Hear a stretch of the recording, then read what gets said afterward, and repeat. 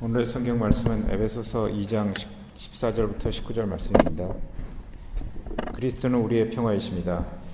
그리스도께서는 유대 사람과 이방 사람이 양쪽으로 갈라져 있는 것을 하나로 만드신 분이십니다. 그분은 유대 사람과 이방 사람 사이를 가르는 담을 자기 몸으로 허무셔서 원수된 것을 없애시고 여러 가지 조문로 된 계명의 율법을 폐하셨습니다. 그분은 이 둘을 자기 안에서 하나의 새 사람으로 만들어서 평화를 이루시고 원수된 것을 십자가로 소멸하시고 이 둘을 한 몸으로 만드셔서 하나님과 화해시키셨습니다. 그분은 오셔서 멀리 떨어져 있는 여러분에게 평화를 전하셨으며 가까이 있는 사람들에게도 평화를 전하셨습니다. 이방 사람과 유대 사람 양쪽 모두 그리스도를 통하여 한 성령 안에서 아버지께 나아가게 되었습니다.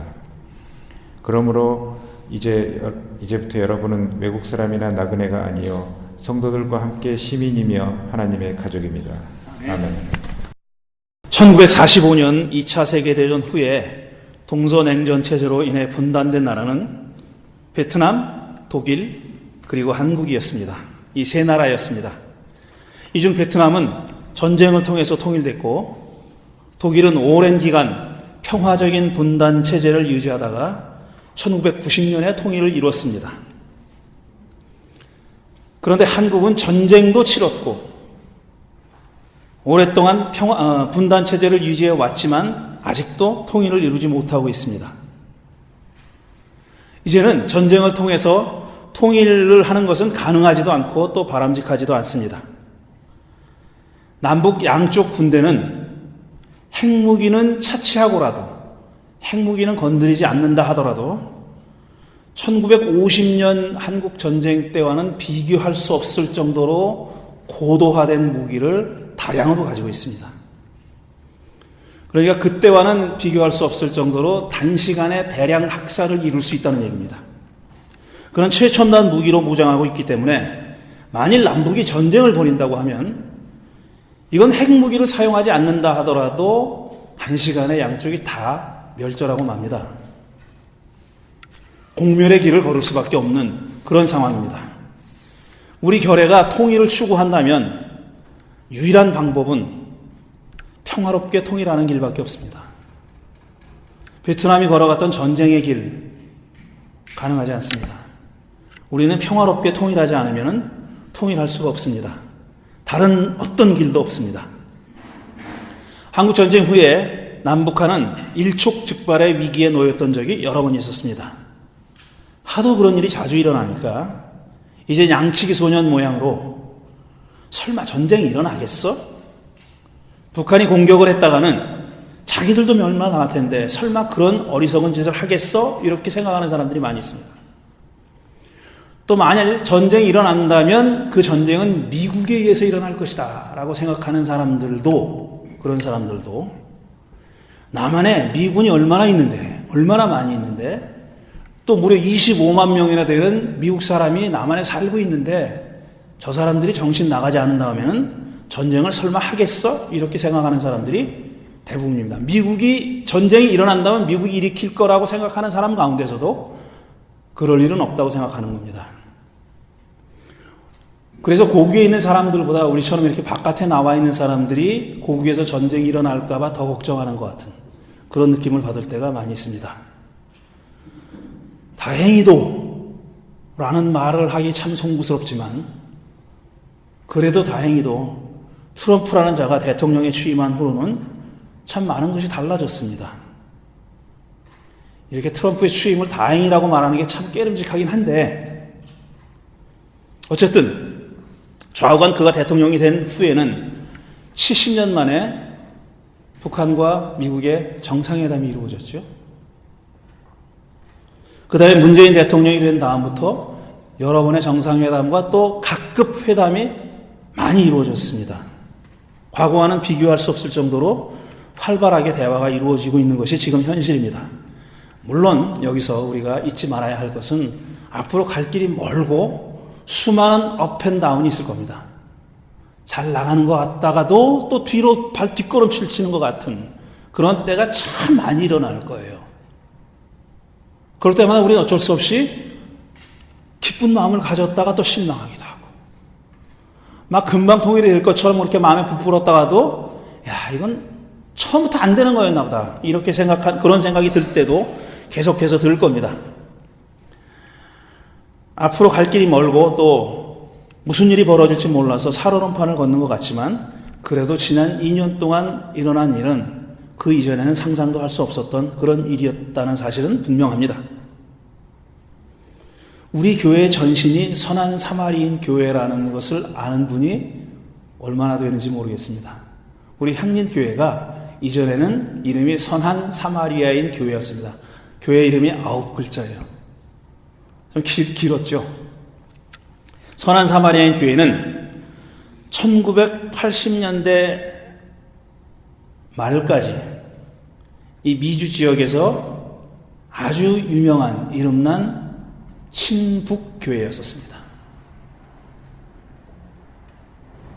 돌아가신 설립자 홍동근 목사님이 1980년대 초부터 이 미주에 사는 사람들과 북한에 사는 학자들과 대화를 추진했어요. 그 제3국에서 대화를 시작한 분입니다.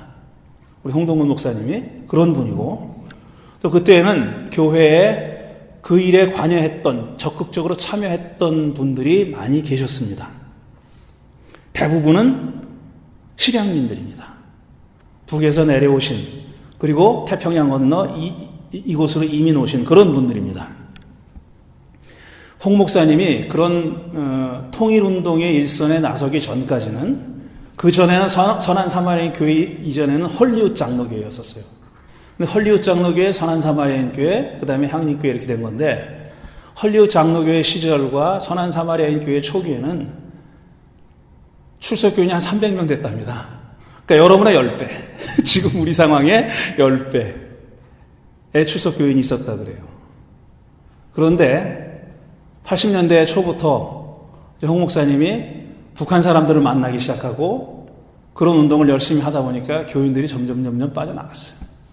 80년대 초입니다, 여러분. 생각해 보세요.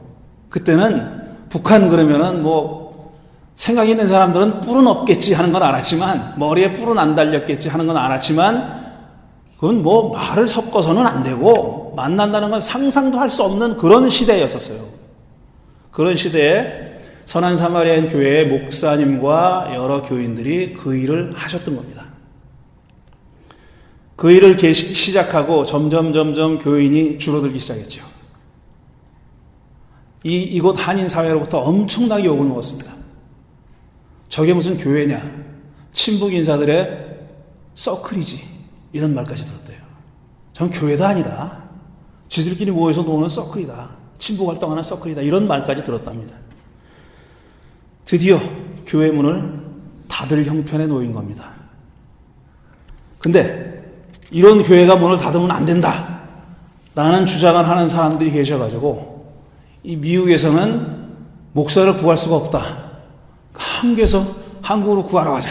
그래가지고 집사님 한 분을 파견했어요. 한국으로. 그 집사님이 기댈 곳이라고 찾아온 게 향림교회였었습니다. 담임 목사님, 홍문수 목사님 찾아왔는데 그 집사님이 제가 우연히 그 점심 먹는 자리에 끼었어요. 같이 점심을 먹자 그래서 점심 먹었는데 그 목사님 초빙하는 얘기를 막 하더라고요. 저는 관심 없으니까 저 듣지도 않고 그냥 밥만 열심히 먹고 있는데 끝나고 나서 홍 목사님이 네가 가라 하와이가 아니라 네가 가라 LA 이렇게 얘기하시는 거예요. 그래서 무슨 말씀을요. 저는 그게 아니지 않습니까? 막 그랬는데 결국은 제가 오게 된 겁니다. 그게 1992년도 일이었고요. 제가 1993년도 일이었고 1993년 11월 달에 제가 왔습니다. 저는 그때 93년도에 제가 가지고 있던 생각은 이런 거였어요. 교회가 한반도에 평화가 정착되고 또 궁극적인 통일이 돼야 하고 또 교회가 일조해야 된다. 교회가 그런데 도움이 되는 교회가 돼야 된다 하는 생각은 가지고 있었지만 제가 부임해서 와서 보니까 그때 당시에 교회 상황이 제 생각하고는 좀 많이 달랐어요. 뭐가 제일 달랐냐면 저는 친북적인 성향이 있는 건 아니에요. 그렇진 않았지만 할 수 있다고 생각했어요. 그런 일도 필요하다고 생각했고 근데 그게 교회를 전체적으로 지배하고 교회를 이끌고 나가는 것에 대해서 교인들과 상의하지 않고 교인들과 어떤 합의하지 않고 그런 방향으로 교회를 이끌고 나가는 것은 그건 옳지 않다고 생각했던 겁니다. 그렇게 되니까 홍 목사님을 비롯해서 저를 이곳에 오게 만들었던 많은 교회 리더들이 교회를 떠났습니다. 홍동구 목사님도 한 달에 한 번씩 교회 예배 나오시다가 그 다음에 안 나오시기 시작했어요. 그리고 교회 이름도 바꾼 겁니다.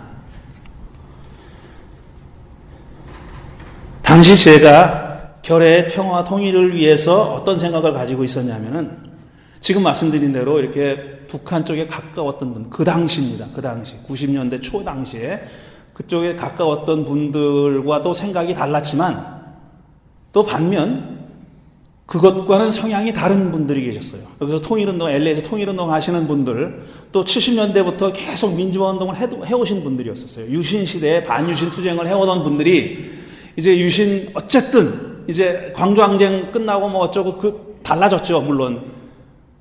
그러니까 정권이 달라졌고, 본질적으로 달라진 게 없었지만 변했잖아요. 그러니까 이제 좀 통일운동을 하자는 쪽으로 많이 나서가지고 그때 통일운동을 하시던 분들이 꽤 많이 있었습니다. 지금은 그 중에 많은 분들이 돌아가셨어요. 그런데 그때 통일운동을 하셨던 분들 주로 60대 중반쯤 되는 분들이었는데 제가 그 운동하는데 이제 말단에 꼈어요. 제 나이 35살이었습니다. 그때. 완전히 심부름꾼입니다. 저는. 심부름을 시켜서 심부름꾼이 아니라 가만히 이렇게 둘러보니까 제가 심부름을 해야 될 그런 처지였었어요. 제가 심부름 잘 안 하는 사람이거든요. 제가 독자 아닙니까? 그게 익숙하지가 않아요, 저는. 하려고 노력을 해도 잘 안 돼요. 이게 오랫동안 그렇게 안 살아왔기 때문에. 이건 창피한 느낌을 가지고 말씀드린 건데, 그렇게 했어요. 다들 60대 어르신이니까. 그렇게 하다가 통일신문을 하나 내기로 했어요. 그분들이 모여가지고. 그때만 해도 그게 큰일이었고 선례가 있었어요. 70년대에 스트리트 저널이라는 거를 냈던 분들이 있었는데 그때 이 반유신 활동하던 분들이 냈던 신문인데 그분들이 이제 통일운동을 하는 통일신문을 내자. 그래가 통일신문을 냈습니다. 뭐 2호인가 3호인가에서 저보고 글을 쓰라 그래가지고 제가 표지 커버 스토리를 엄청나게 긴 글을 썼습니다. 제목이 뭐냐면 분단은 정신병이다. 이게 제목이었습니다. 요점은 이겁니다. 물론 반통일 하는 건 말할 것도 없이 그건 이제 안 되는 건 확실하고 분명한 일이지만 통일을 한다고 하는 사람, 통일을 운동을 하는 사람들 가운데서도 저는 이렇게 생각했어요. 우린 하나다. 우린 5,000년 동안 한민족으로 살아왔으니까 다르지 않다. 마치 통일이 좀 감정적으로, 그러니까 핏줄에 호소하는 그런 통일운동.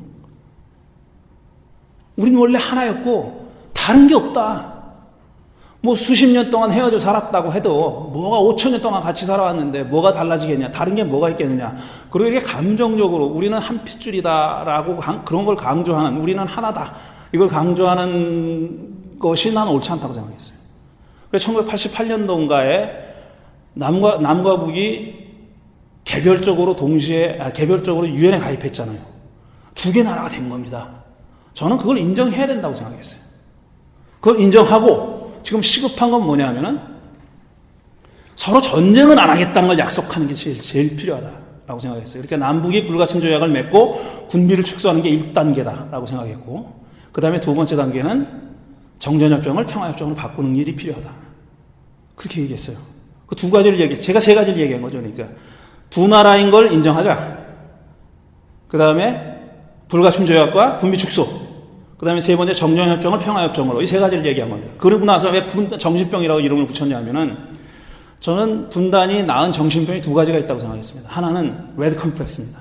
이 빨갱이, 북한 이건 무조건 나쁜 거라고 생각하는 거, 그거가 큰 정신병이고 그 다음에 하나는 전혀 색깔은 다르지만 우리는 하나다. 이것도 저는 정신병이라고 생각했어요.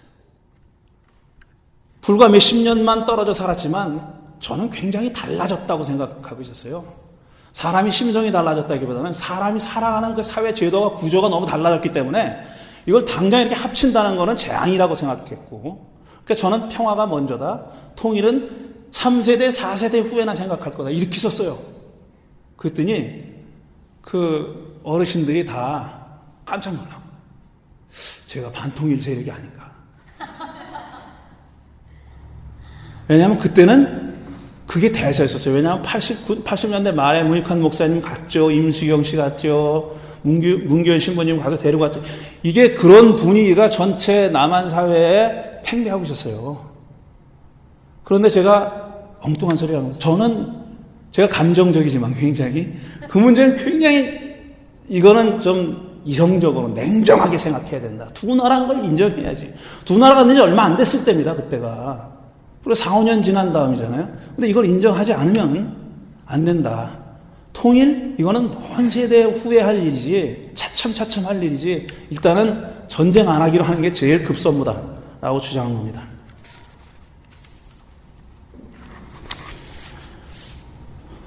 우리가 베트남같이 통일하는 걸 원하는 사람은 없습니다. 전쟁을 통해서 하는 건. 그러니까 우리가 모델로 삼을 수 있는 나라는 독일이죠. 독일이 어떻게 통일했냐 하는 것을 그래서 엄청나게 많은 사람들이 연구했고 연구 논문이나 책도 엄청나게 많이 나왔습니다. 저희 집에도 여러 권 있습니다. 그런 책이. 막 한 500페이지 되는 책도 있어요. 독일 통일의 과정. 정말 이것까지 알아야 되나 싶을 정도로 너무너무 자세하게 기록되어 있는 그런 연구책도 있습니다. 연구 저서도 있습니다. 독일을 열심히 연구했죠. 근데 독일 통일에 대해서 우리 사람들이 가지고 있는 가장 큰 오해는 뭐냐면 독일 통일이 느닷없이 이루어졌는 줄 알아요. 아무 준비 없이 그냥 갑자기 이루어졌는지를 아는 사람들이 많이 있습니다. 그렇지 않아요. 절대로 그렇지 않습니다.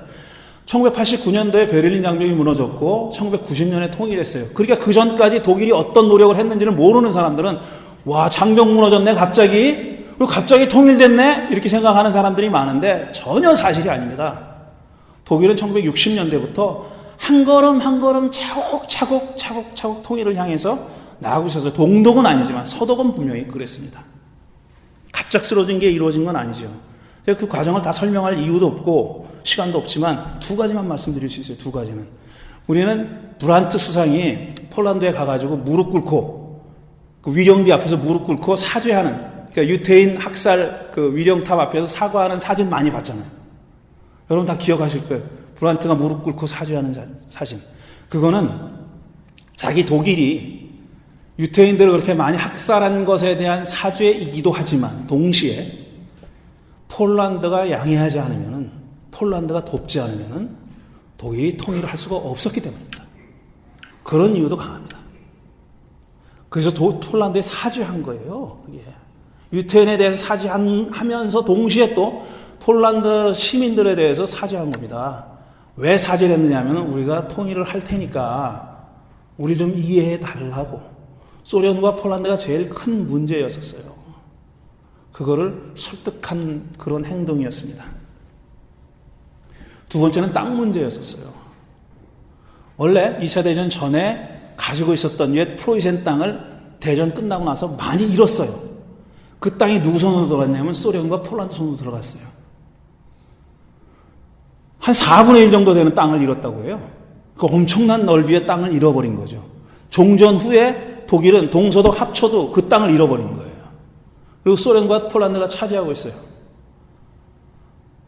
통일하려면 뭘 해야 되냐면 그 땅을 포기해야 되는 거예요.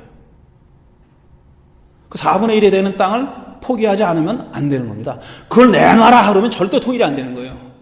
소련과 폴란드를 향해서 이거 통일돼, 옛날에 우리 땅이니까 내놔라 라고 얘기하면 안 되는 겁니다. 브란트의 동방정책은 그걸 포기하려는 거였었어요. 근데 이제 독일에서도 보수파 사람들이 주로 크리스찬들이, 보수적인 크리스찬들이 무슨 소리냐, 거기 내 고향인데.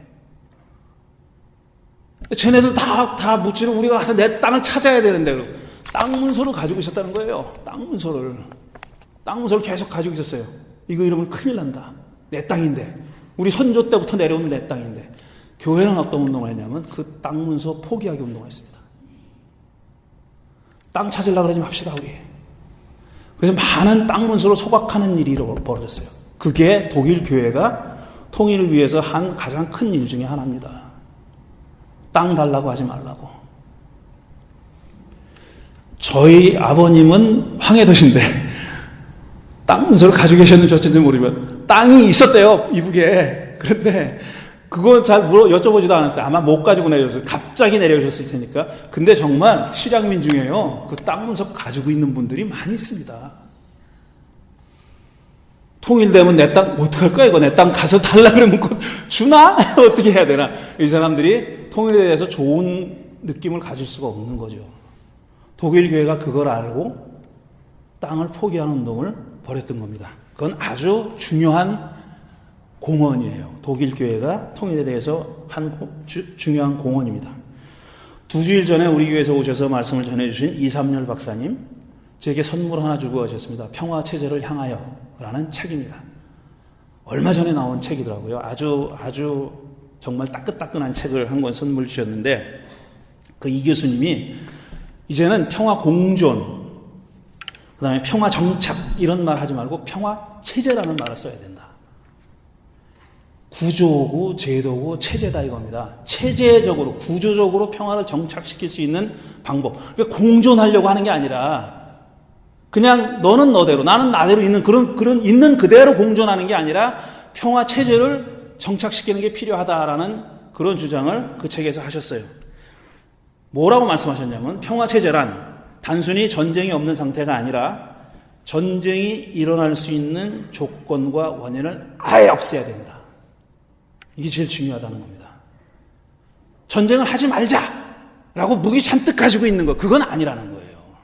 전쟁하지 말자. 그리고 미사일 계속 저쪽 향해서, 남북을 향해서 겨누고 있는 거, 이건 평화가 아니라는 거예요. 전쟁이 일어날 원인과 어떤 그 조건을 완전히 없애야 된다 하는 거고, 그 다음에 증오와 갈등, 차별과 억압 같은 구조적인 억압과 폭력을 제거함으로써 화해와 상생을 가능하게 하는 사회 구조와 평화의 문화를 만들어야 된다. 그러니까 구조와 문화, 제도와 정신, 이게 다 평화를 지향하는 방향으로 가야 된다는 거죠. 마음만 앞서서도 안 되고 제도만 갖춰서도 안 된다는 거예요. 사람이 변하지 않으면 제도가 좋은 제도 100개 있어봐야 소용없는 거고, 그냥 사람이 열망만 가지고도 제도와 법이 맞춰지지 않으면 안 된다는 겁니다. 두 개 다 필요하다는 거죠. 근데 그 어떤 법과 제도냐면은 증오와 갈등, 차별과 억압 같은 구조적인 억압과 폭력을 제거해서 상생할 수 있는, 상생이 가능하게 하는 그런 구조와 문화를 만들어야 된다. 이런 말씀을 하셨어요. 그리고 그런 제도적인 기반이 뭐라고 얘기하시냐면은 남북 상호 불가침 조약 체결, 군비 축소, 휴전협정을 평화협정으로 세 가지를 말씀하셨어요. 제가 25년 전에 말씀드린 것과 얘기했던 거랑 똑같은 얘기죠. 깜짝 놀랐어요. 그리고 기분 좋았습니다. 내가 틀린 말, 이 전문가하고 그렇게 틀린 말을 안 했구나, 틀리지 않은 말을 했구나. 하긴 뭐 누구나 할 수 있는 말이긴 하지만, 그렇죠. 기분 좋았어요. 아주. 그게 현실적인 제안이라는 겁니다. 저는 거기에 이삼열 박사님이 말씀 안 하신, 전제하고 있으면 말씀 안 하신 게 일민족 이국가, 그거 인정해야 된다. 그겁니다. 교회와 기독교회는 뭘 할 건가? 첫째, 아주 역설적으로 말씀드린 겁니다.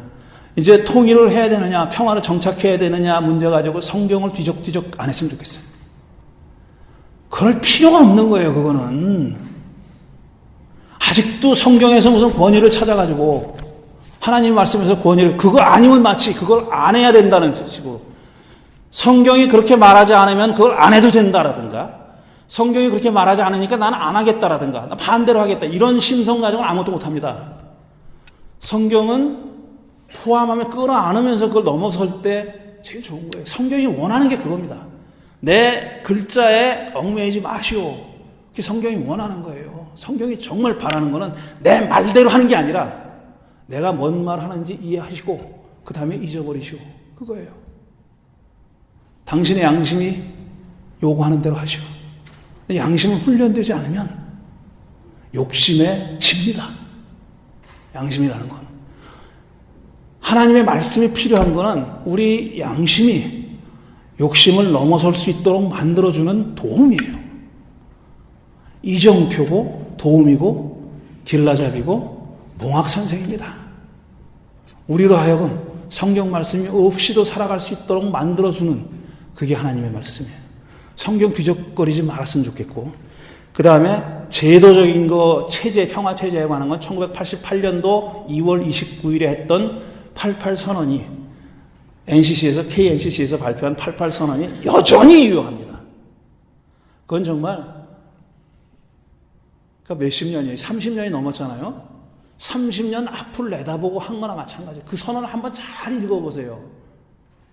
라고 얘기해놓고 읽어볼 방법을 알려드려야 되는데, 그러면 알려드릴게요. 제가 띄워드릴게요. 그거 잘 읽어보시면은 지금도 그대로 유용한 그런 제안들이 거기 담겨 있습니다. 하나도, 한 가지도 버릴 게 없어요.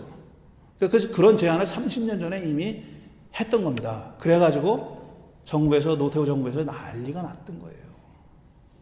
너무너무 충격적인 그런 선언이었다고 말씀드렸죠. 이삼열 교수님 말씀하셨지만 이삼열 교수님께서 많은 부분을 초안을 작성하신 그런 문서였습니다.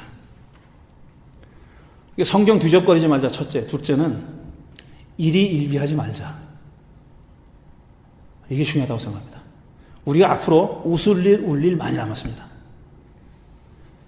웃어야 할 일도 많고, 웃을 일도 많고, 울어야 할 일도 많아요. 업앤다운이 엄청나게 여러 번 있고요. 제가 말씀드린 평화 체제를 구축하는 데까지도 갈 길이 멉니다. 이건 우리 권력이 하는 일이기 때문에 자기들 계산에 따라 자꾸 왔다리 갔다리 합니다. 이건 뭐 3자 혹은 4자가 됐든 몇 자가 됐든지 간에 마찬가지예요. 다 자기들 계산하고 수를 가지고 있고 이해득실을 따지기 때문에 이게 잘 나갈 수도 있고 어그러질 수도 있어요. 근데 우리는 크게 나가는 방향을 바라보고 거기서 희망을 가져야 됩니다. 물론 가만히 있는다고, 멍청이 있는다고 되는 일은 아니에요. 우리가 계속 외쳐야죠. 말하고 무슨 외치고 거리에 나설 때는 나서고 그렇게 해야 되죠. 근데 일희일비 하시면 안 돼요. 뭐 안 된다고 해가지고 야 이거 안 되나 보다 이러면은 안 됩니다. 왜냐하면은 우리가 궁극적으로 바라는 예수의 평화라는 거는 우리 인간 세계에서 그 어떤 노력을 기울여도 거기 다 도달하지 못하는 겁니다. 우린 그걸 골로 삼아야 돼요. 그게 골이면은 지금 이루어지는 단계, 하나의 단계라고 생각하고 하나의 정류장이라고 생각하고 그렇게 나가야지, 그게 당장 안 이루어졌다고 해가지고 좌절하거나 실망하면 안 되는 겁니다. 그건 이상이고 골이고 그 방향으로 나가느냐 안 나가느냐를 봐야 되는 거죠. 그리고 우리가 예수쟁이라는 걸 내세우지 말았으면 좋겠어요. 통일운동 하는 데 있어서 예수쟁이라는 걸 내세우지 말았으면 좋겠어요.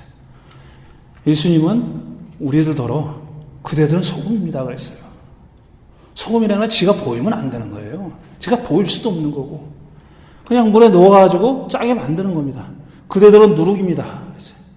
누룩이라는 반죽 안에 흩어져가지고 반죽을 부풀게 하는 것일지언정 자기가 눈에 보이는 게 아니잖아요.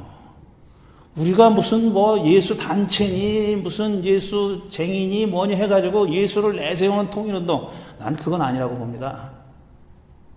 예수라는 아이덴티티를 내세울 필요가 없어요. 우리는 그냥 녹아 있어야 되는 존재. 그냥 그건 말할 필요가 없는 존재. 사람들이 나를 보고 아 저놈 예수쟁이구나라고 느낌이 가게 만드는 삶을 살아야지 내가 실컷 떠드는 삶 그건 아니잖아요. 아, 저놈 하는 걸 봐서는 저놈은 예수쟁이일 것 같아. 이래야죠. 그게 진짜 예수쟁이죠. 내가 뭐 예수라는 걸 입에 어울리지도 않았는데도 사람들이 그렇게 봐야 진짜 예수쟁이죠. 그렇게 됐으면 좋겠고, 하나는 아주 작은 거지만, 작지도 않은 걸 수 있어요. 상대방을 존중하는 게 필요합니다. 우리 지금 남북, 미국 다 합쳐서 상대방을 존중하는 게 많이 부족해요. 특히 남한 사람들, 북한 사람들 마찬가지입니다. 저는 북한에 대해서 얘기하지 않겠어요. 왜냐하면 네가 존중해야 나는 널 존중해 줄게. 이런 태도가 아니거든요. 제가 말씀드린 존중은 그게 아니에요. 당신이 어떻게 하든지 간에 나는 당신을 최고로 존중해 주겠다 이거죠. 그런 의미에서 앞으로는 저는 북한 이런 말도 안 썼으면 좋겠어요. 조선민주주의인민공화국이라는 자기네 국호가 있습니다. 그걸 쓰자고요. 김정은 이러면 안 됩니다. 김정은 위원장이에요. 김정은 국무위원장이에요. 북한 아니고 북괴 남괴 이건 말도 안 되는 소리고요. 남한도 남한이 아니에요. 대한민국이고. 그래서 상대방을 기본적으로 존중하는 태도. 아니, 이게 그리스도인들의 태도가 되어야 된다고 생각합니다. 그러면, 저것들은 역시 이상한 놈들이야. 옛날에 짓을 좀 하더니만 그 버릇 여전히 못 고쳤군. 여러분, 그런 욕을 먹어야 된다면 욕 먹을 준비를 하십시오. 그거는 먹을 만한 가치가 있는 욕입니다. 이제부터는 절대로 제가 북한 이런 말 안 하겠습니다. 조선민주주의인민공화국입니다. 여러분들 다 그렇게 존중해 줬으면 좋겠어요. 그건 우리 결에 의해서가 아니라 사람이기 때문입니다. 인간이기 때문입니다. 존중받길 원하지 말고 먼저 그렇게 최고의 존중을 해주는 그런 마음 자세로 우리가 통일을 위해서 걸어나갔으면 좋겠습니다. 제가 통일을 위해서 무슨 구체적인 방법 얘기하고 싶잖아요. 기본적인 자세는 이런 것이 된다. 저는 그렇게 믿습니다. 오늘 남북한 교회와 세계 교회가 공동으로 제정해서 한반도의 평화와 통일을 위해 기도하는 그런 주간입니다. 아쉽게도 오늘 우리가 기도한 그 기도를 올리는 교회가 얼마나 있는지 모르겠어요. 하지만 그런 마음이 우리 향린교회에서는 소중히 간직됐으면 좋겠고 그게 여러분들을 통해서 여러분 주위로 퍼져나가기를 간절히 바랍니다.